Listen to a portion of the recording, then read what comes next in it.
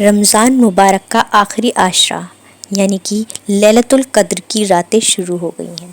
ان راتوں میں ہم دیکھتے ہیں کہ لوگ الگ الگ طریقے کی باتیں کرتے ہیں کہ اس رات میں یہ پڑھنا چاہیے، اس رات میں وہ پڑھنا چاہیے، یعنی کہ 21ویں شب میں اس والی عبادت کرنی چاہیے، 23ویں شب میں والی عبادت کرنی چاہیے۔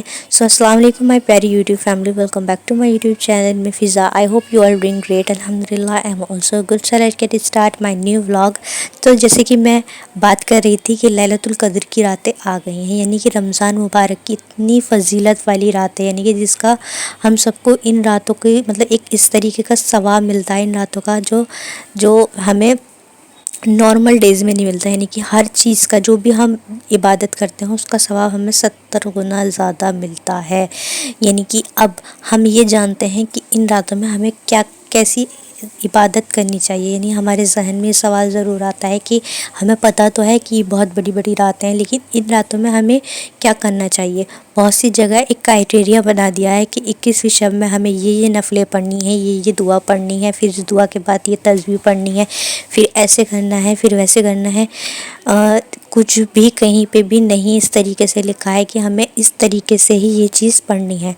ہمیں یہ چیز نہیں بتائی گئی ہے کہ ہمیں یہ اس رات میں یہ چیز پڑھنی ہے۔ ہاں یہ رات بہت بڑی ہے، بہت فضیلت کی رات ہے۔ اس رات میں ہمیں عبادت کرنی ہے۔ اب وہ عبادت وہ ہونی چاہیے جس کا آپ کا دل جس کا عبادت سے مطلب دل کو جو سکون دے، یعنی جو آپ سکون سے کر سکے، جو آپ تسلی سے کر سکے، جس میں آپ کا دل لگ رہا ہو۔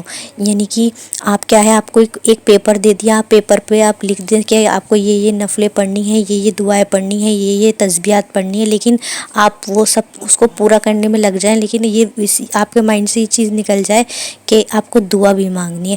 نہیں، دعا کی ہی سب سے بڑی جو رات ہے، یہ دعا کی ہی رات ہے۔ یعنی کہ اگر آپ کا اس وقت پہ تسبیح پڑھنے کا دل کر رہا ہے تو آپ تسبیح پڑھیں، آپ کا نوافل پڑھنے کا دل کر رہا ہے تو آپ نوافل پڑھیں۔